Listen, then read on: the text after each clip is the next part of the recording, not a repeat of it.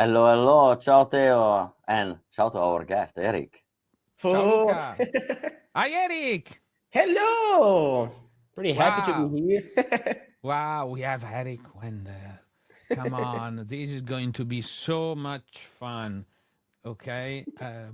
We are going to chat a little bit on a lot of things, Node.js, and especially one of the hottest team right now in the industry, or how to tame the black hole. But that's we're going to talk about that problem later. Okay. So for the people that don't know Eric, but probably everybody should know Eric. Eric, can you say something about yourself?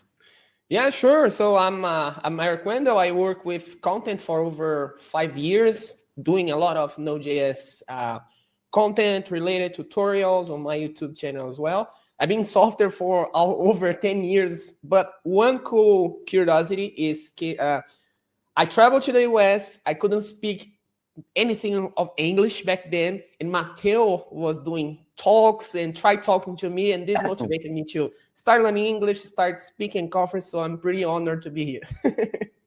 Fantastic. We're happy to have you here, Eric. So I'm shaking already, right? Ah. Well, I grilled Luca on the event loop, so you know. You tried to get me unprepared, but I failed. it's very hard. Maybe. Where are you located, Eric, for the people that maybe don't know in which part of the globe you are living? Sure. I'm in São Paulo right now in Brazil, the biggest city in the whole country. I live far from the center because here traffic and it's so crazy, all busy all the time. So I live in a small city near the center, but it's like mostly for elder people. Now I consider myself like I'm getting old. That's good. It's always great to always be, prepared for the Exactly. moment. Because, I can tell you that when you cross the line of the 40s, it starts to feel. It gets worse and worse and worse. Exactly. And well, today we are very happy to have you here to talk about not really. I don't think it's a hot topic. I think it's a painful topic, expensive topic for companies because. Let's be very honest. You install a piece of software, and everyone does it on their own machine too. And then, you forget about upgrading this piece of software. And then the moment you need it, bam, the update comes up, right? But, in Node, living in the dark side of the servers, right? On this kind of like remote. Oh, gosh. Well, no, sorry, so let me bad. rephrase. It's not even servers. It's cloud servers that we don't even know where they are. Serverless. They are serverless, still provided by Dell or HP. There is no servers in serverless, Luca. No. You should know that. The worst name in the industry, right? Yeah, it's the most deceptive Yes. because it's kind of like.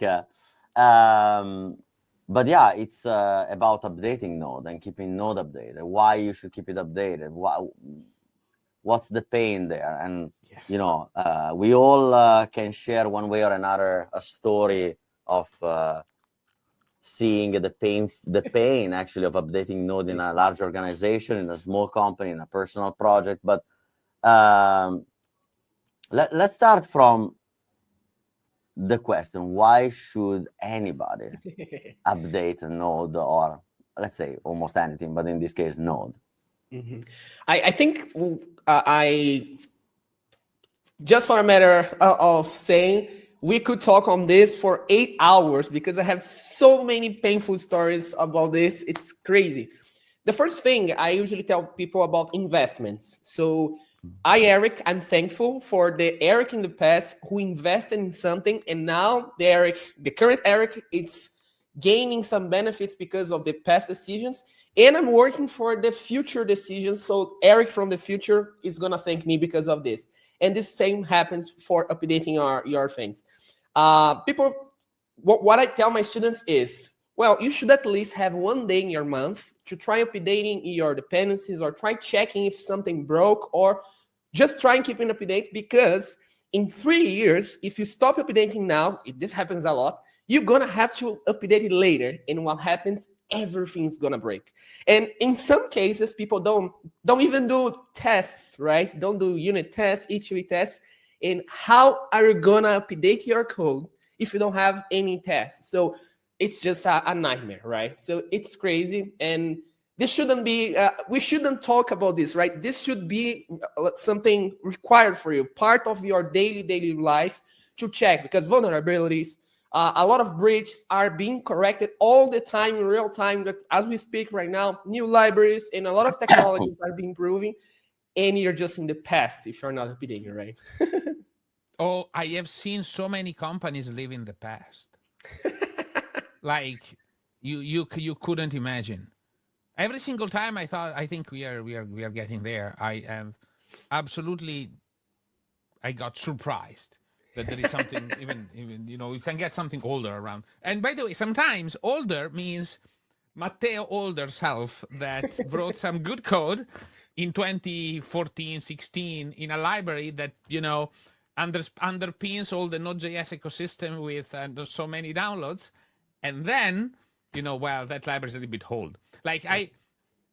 And it requires some shenanigans to be able to keep even testing it on newer nodes without, I really want to cut a major, but why should I cut a major in this super old library where the most problematic thing is the test framework that it does not run anymore, or npm does not run anymore. Sure. Okay, there is this even problem. Node runs the thing, even if it's super ancient. So yeah, anyway, so the part of the problem, so let's talk about the problem. The problem is that so far, Node 14, which has been out of support for quite a long time now, we are at Node 24, and the last supported one is Node 20. Node 14 is still downloaded 7 million times.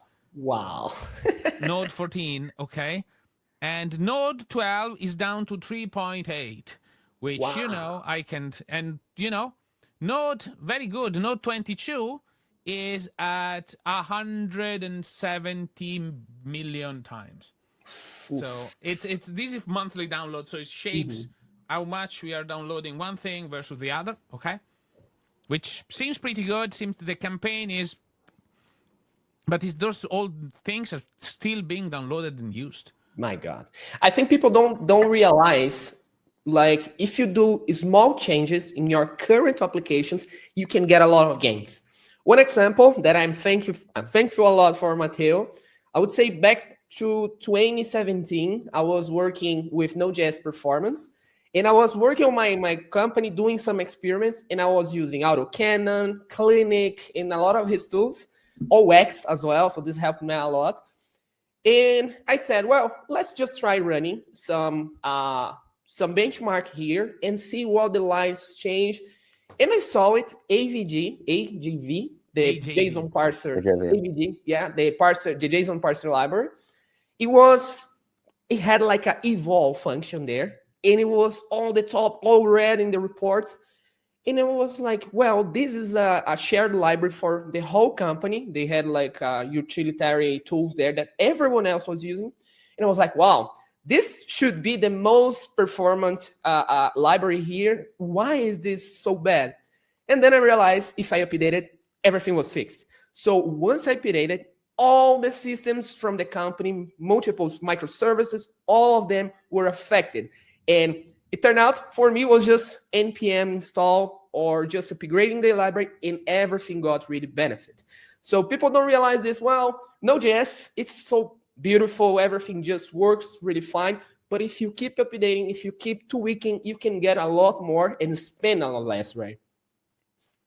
But also, I think for a large enterprise, let's look at the different world. The personal project is one thing, the small company is another. But then think about these companies with thousands of maybe instances running, right? And then, we're talking about 100 plus developers and probably 100 plus node application running, right? That's, for those organizations, there's also the security aspect that is clearly probably more important than performance, right? Because you rather have off your back the chief security officer than the CFO. And what is actually the story in terms of security, like in terms of what things are happening there? One thing that this was insane, okay? So Node.js, so when you emit CVEs, okay, Node.js emitted CVEs for a long time, okay, only on supported lines, because only were the lines where we checked, okay? So it would mean that a version that was not checked anymore had no CVEs. Oof. Oh my God, it's a huge illusion, right? So it's not supported, okay, and it has no CVEs, and it has no, because it's abandonware at this point, okay. As the Node.js, we tried to say, well, what can we do here? So we emitted one blanket CVE across all the way. Oof. All the same CVEs for all the things, okay? Then they decided that was spam and noise. So the Mitre had us to cancel that CVEs and remove that CVEs. Now, it is even the funniest one, okay? So in order to fix this, we updated all the old CVEs to also report on that. Oof. So now reissues showed up with massive, a massive list of CVEs, and that, for me, that is worse than having one single issue. Because it's all repeated all everywhere, right? Yes, but at least it's there. I don't know. I am maybe okay. I have no. This seems worse, but anyway, we had to do this, so we have this done. There is more coming. Okay, there is we're going to have a page on the website that reports all of this. So there's going to be a new page on the website that reports all the CVEs on all versions of Node, so okay? But also the biggest problem is not even Node, to be honest, because a lot of people say, well, but the CVEs are only in the main Node is behind so many layers that doesn't matter. Well, not really, because your CV, because it's also impact OpenSSL, which is typically a compiled version of Node, and OpenSSL is a nightmare, okay? Because that in order to get a supported version of SSL, you need to pay. So you need to pay cash to the OpenSSL group to get it. So Node.js cannot ship it. Oof. But being OpenSSL kind of like probably one of the most critical dependencies, right? Because it controls crypto, it controls basically encryption and so on and so forth. I've heard sometimes they had like it was solved a long time ago, but I think Node.js was trying to look for the encryption file in the folder or something, and some people could change this file and gain the whole access to the machine, right? So this is crazy. but what is the kind of like I mean, is OpenSSL then also propagated across all the different instances? Or yes, so when you ship a Node.js version, if OpenSSL has been if there is an OpenSSL security update, this gets updated in all Docker images, releases, binaries. Also in what there are non-LTS versions then? No, those are left alone. Okay. Oh, sorry, the non-LTS version, they still get it, but the deprecated version, they are gone. They are. Oof. And something that I've noticed, especially in security, I would say 5 years ago, 10 years ago, when people were hacking you, they accessed your database, they encrypted the database, and said, well, pay me crypto so I can release your data.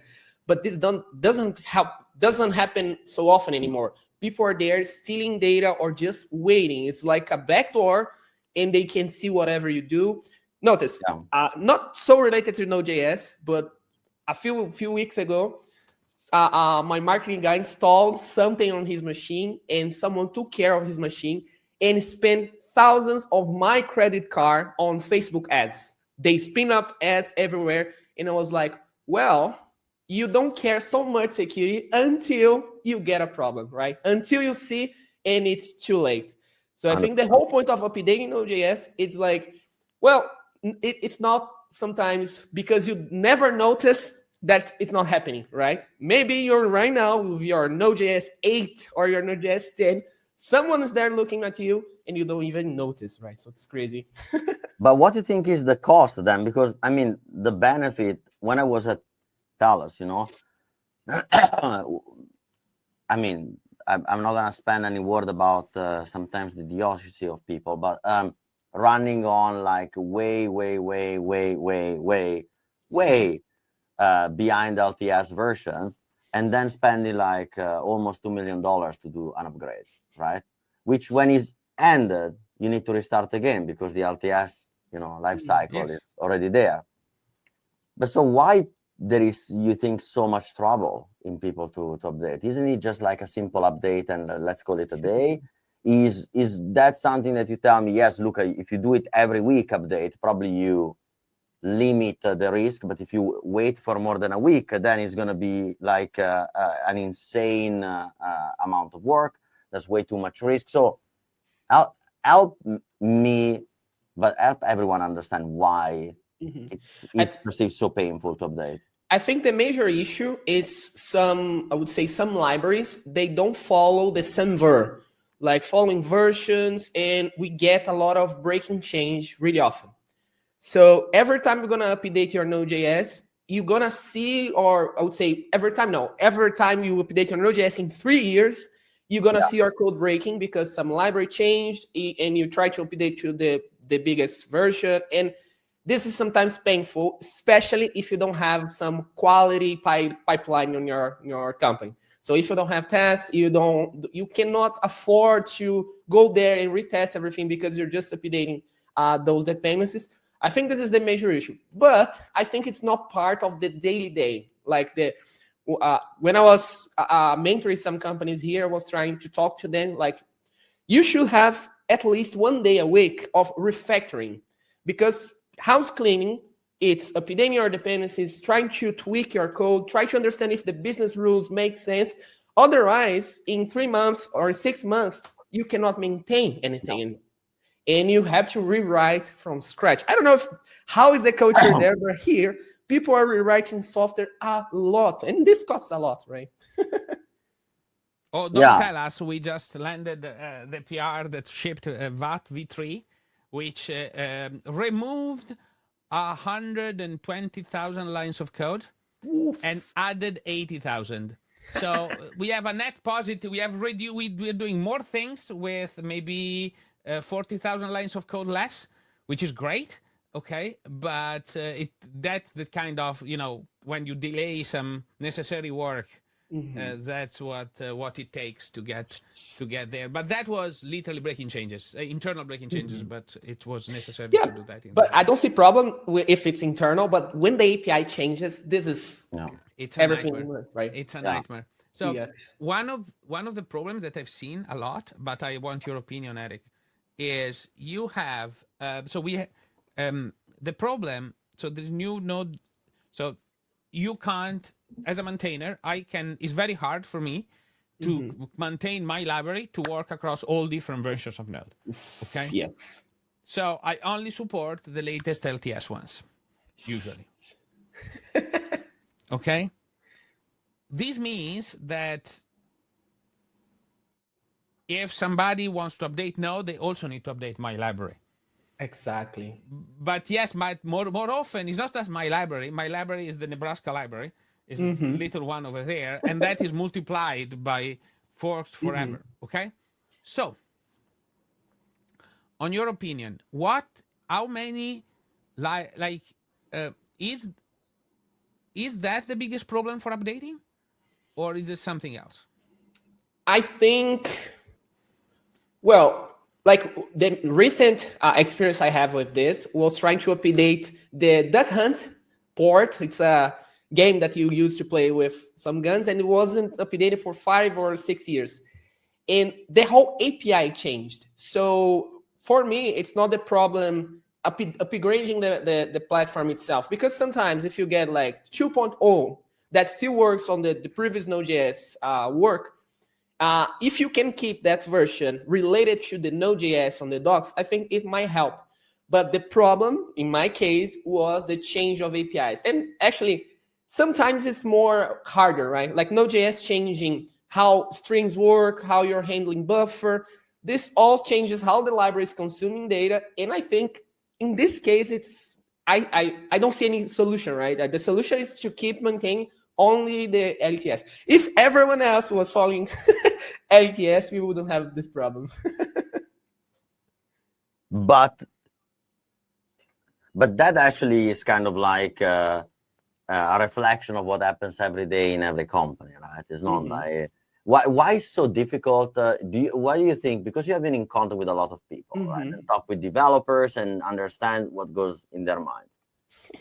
But why is so hard, you think, to grasp the concept that LTS means less work for you, and not keeping LTS means always having that anxiety that something is going to break and you need to fix and you need to refactor plenty of code? Where do you think is the breaking point between understanding, doing, and kind of like, I don't know how to say, but kind of like making it part of your daily routine, like brushing your teeth? I think the biggest issue is because people take too long to update. So the last memory they have of updating some library or updating Node.js was pain. It was like, oh my God, how much I suffer. I don't want to suffer this. So I won't take a look on this Node.js for a while because I don't want to suffer. But this is contradictory, right? You are suffering because you took too long to update. In my case, I would say Brazilian culture is something that I see often that would reflect anywhere. We have an expression. It's like, the team who's winning, we don't change. It's something like this. Oh, like in Italy. Yeah, like in Italy. That's why after we won the World Cup of soccer, we froze all the soccer players, and they're still playing. And then we are not going to the World Cup anymore. Okay. Oh my God. Sorry, Italy. I don't like soccer. So for me, it's just like. No, here in Brazil, most of people will say, no, Brazil is huge for soccer. But for me, I don't watch so often. But when the main Brazilian team is happening, it's like a vacation day here in Brazil. So everyone stops the work. It's like a small vacation, and everyone is in the bars, partying. So it's like more like a ritual than the soccer. Anyone has like some content, but it's not the same. For me, Brazil is kite surfing. So that's the best memory I have of Brazil is kite surfing. So that's but so basically you kind of like what you're saying is that because something works, we don't touch it. Exactly. Then when it stopped working or when but then my question is, what are the technique that you have in mind, or tricks or processes, whatever, for people to have more visibility on that? Because I think it's all, then for what I understand by you and Matteo, it's all a problem of visibility and transparency. Exactly. Right, because I mean, we have the NPM audit. Every time you install a dependency, you're going to see how many vulnerabilities. This is crazy because people just, but this is not affecting me. Like I disabled it. It's crazy, right? It's not going to happen to me. So let's move forward, right? I think that the main issue around this is who is going to take care of the updates. So other expression we have here is like the hands of a dinosaur. We don't touch it because it's not my responsibility. So sometimes I think that first, improve, I would say, how the things are showing. I've seen how Rafael Gonzaga from Node.js as well was doing a library to show a big red, here, you are in danger, here, you're in danger. But still, I would say it's more a culture thing from the company. You should assign someone, here, the tech lead is going to take care of updates. And this is the part of our software culture. Every time we're going to have a sprint, we're going to see a checkup on dependencies or if Node.js has changed or not. But still, I think it's a people problem, not a technology problem. I don't know if you think the same. 100%. 100%. Welcome to enterprise. But now I want to tease you because you said tech lead, right? Mm-hmm. But is the tech lead responsibility or the DevOps, the kind of like mystical figure that now is called AI, that basically should take care of? Is the developer responsibility to look for security issues and maintain the runtime, or is the responsibility of the operational team? Well, I think it's kind of ownership, right? It's the same for testing. Some people hire quality assurance people here to start clicking. I was like, no, developers should make the tests, and quality assurance will improve the UI, will improve how the users are connecting, but not finding bugs, right? Finding bugs should be a developer's problem. And finding bugs, it's also checking if the dependency has anything, and checking if Node.js has some new API. So this is why I think it's so important to have house cleaning. Node.js from, I would say, from 14 or something, the performance was crazy different. And we got new keywords from JavaScript. And this is something that the leadership, I would say, the project or the developer team should look, not only looking for features from the product, but how can we improve this so we won't suffer in the future. So my opinion, developers should have some, I would say, checklist. This is how I'm gonna test invading the application or running a lot of health checks there to check if the application is still responsible. But the one who to fix it is the developers. I'm not sure DevOps. The companies I worked in the past, DevOps didn't know anything about the application. The most they know was environment variables. So those people really DevOps? I think that DevOps in the dev, it's because it's infrastructure as a code, and that's it. My opinion. Yes. I think I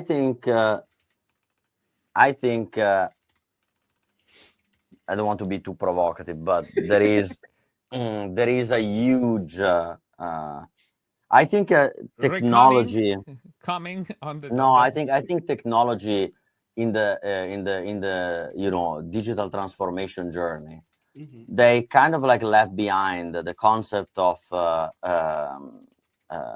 bridging the gaps, right? So you see that basically even Node itself doesn't have a real identity in that process.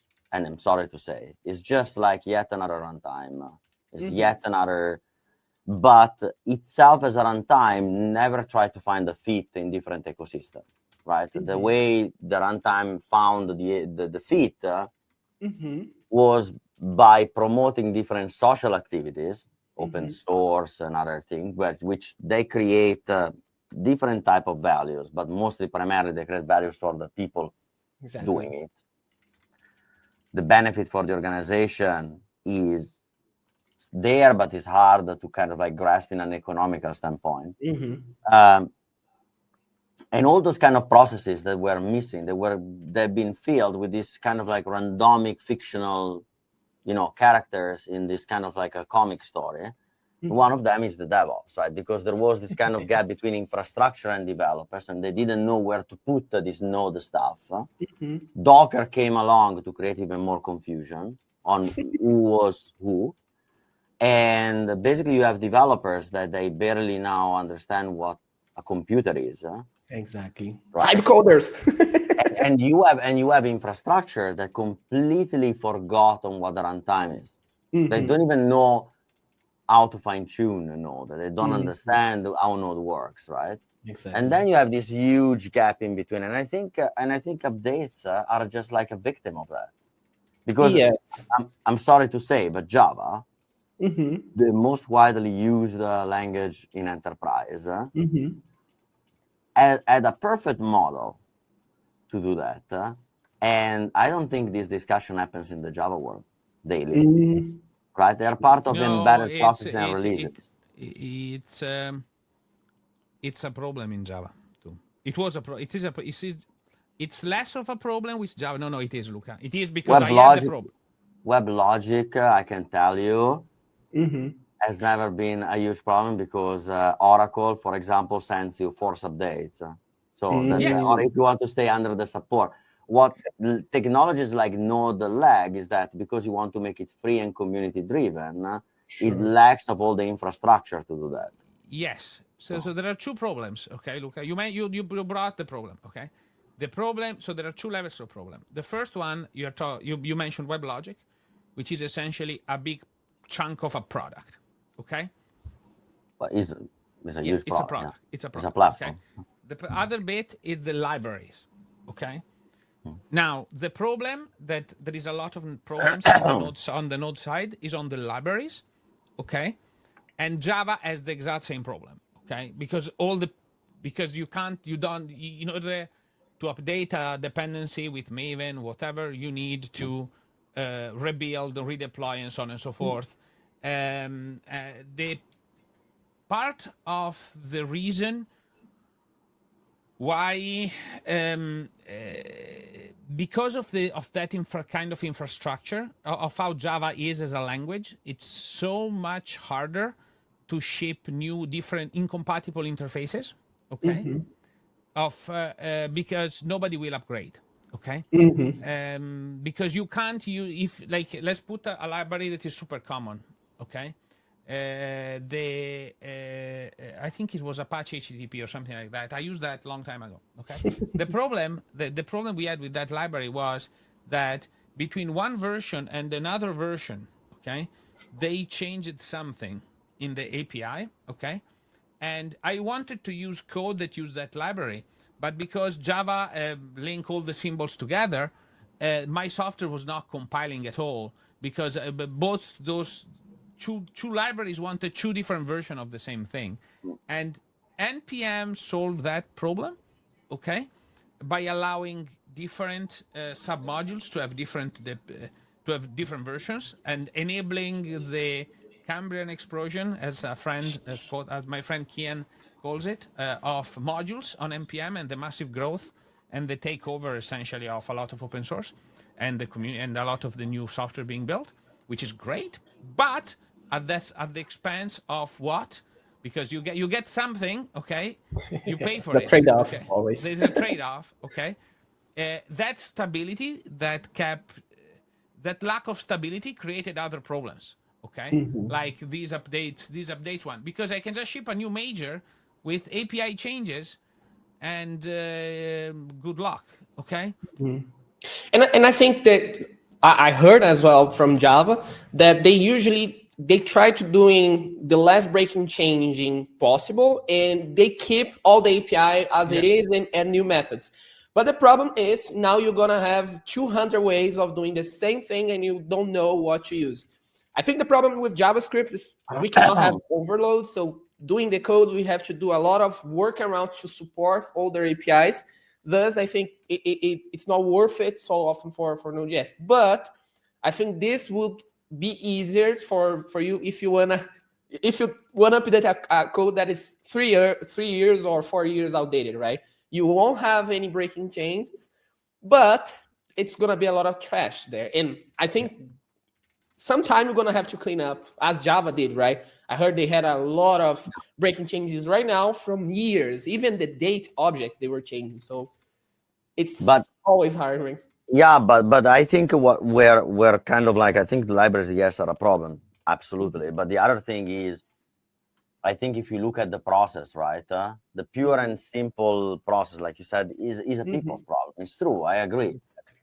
But it comes even from before and behind the curtains of like any company, right? Because like you know, when and Matteo mentioned, when we kind of like look at the big gaps in Node ecosystem, for us was actually obvious that the real missing gap was a real primitive that would kind of like make this thing easier for people, right? Because like you have Docker, and Docker itself, it's, in my personal opinion, a very half-baked project with a lot of good ideas and a poor execution. Because let's be very honest, I could do exactly the same thing with jails in BSD, and even better. Elixir, for example, built it directly into their primitive on how it works. Great job by another José Valim. Yeah. And I think he actually opened the world to a very interesting theoretical question. Should the primitive be infrastructural or operational, right? Or application? And that's probably for us was the inspiration to say the primitive is the application, is not the infrastructure. The infrastructure, if we learn from Java, should be the operating system. Bare.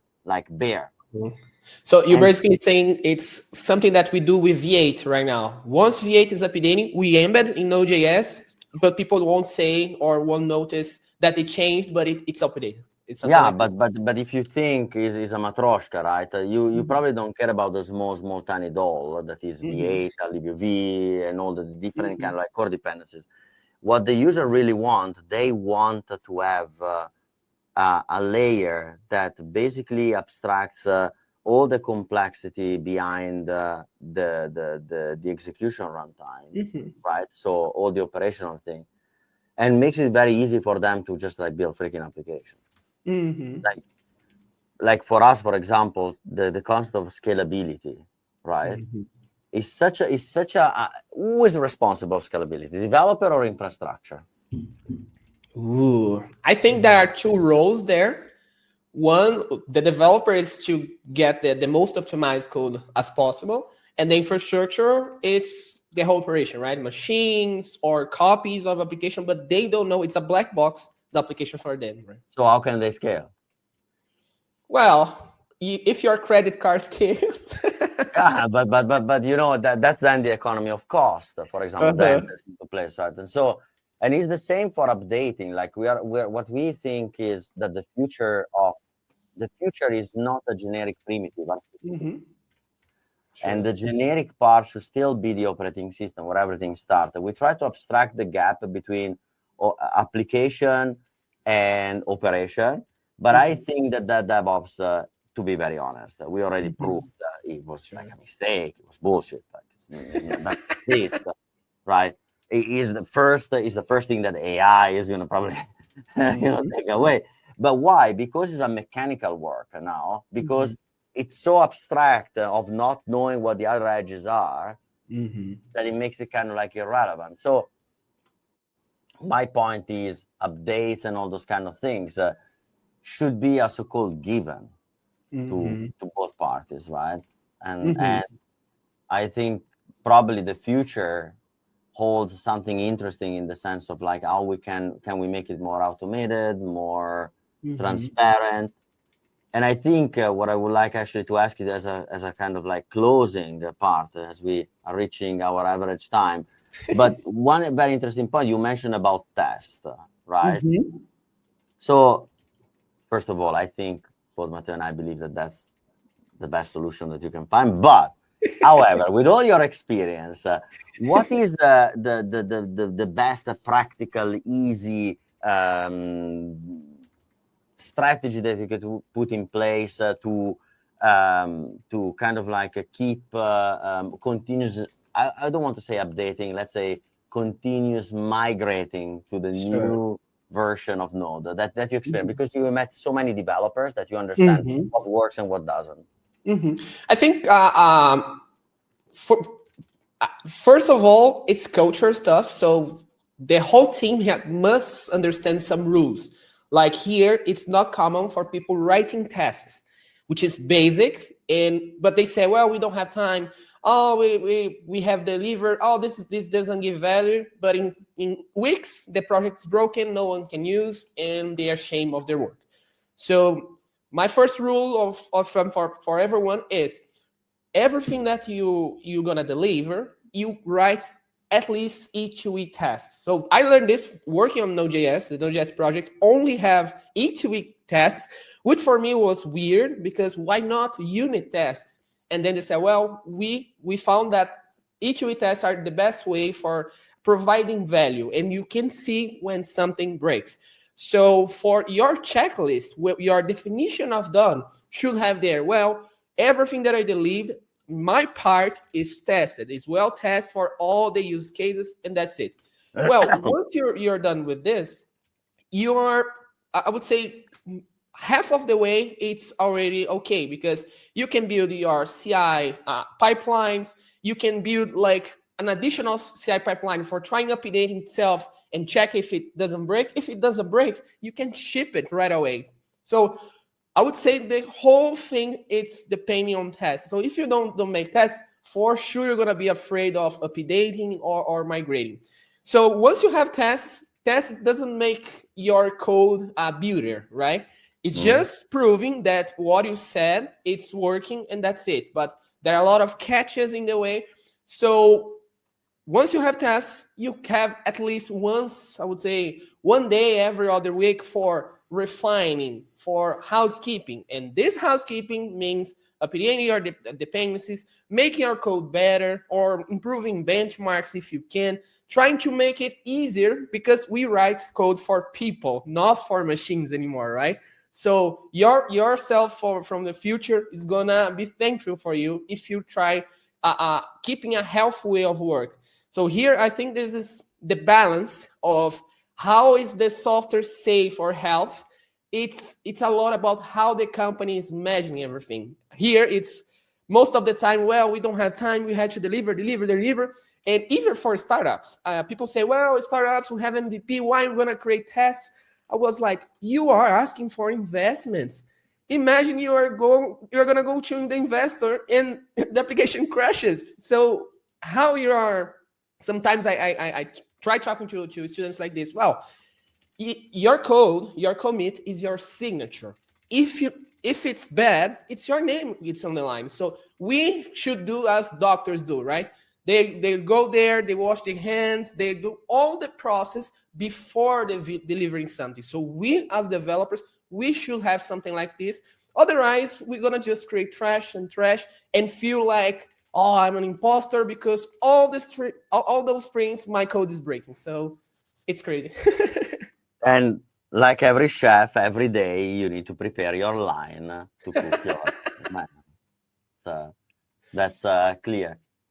Theo, do you want to add something? I think we have covered all the topics that we wanted to do today. This was a blast. We had a massive amount of fun with Erick. Yay! Thanks, Erick, for being here. Looking Thank forward you. to have you again for another nice chat. And maybe next time we just fly to Brazil to. Yes. What we really enjoy is that we live in opposite seasons, so we can come in the winter and enjoy the summer, so we can still wear shorts and t-shirts. But till then, we say goodbye to you and to everyone that was tuned in. And Theo, well, we see each other next week, same time, same place. Same time. Ciao, everyone. Bye, guys. Thank you so much Bye. for having me. Bye.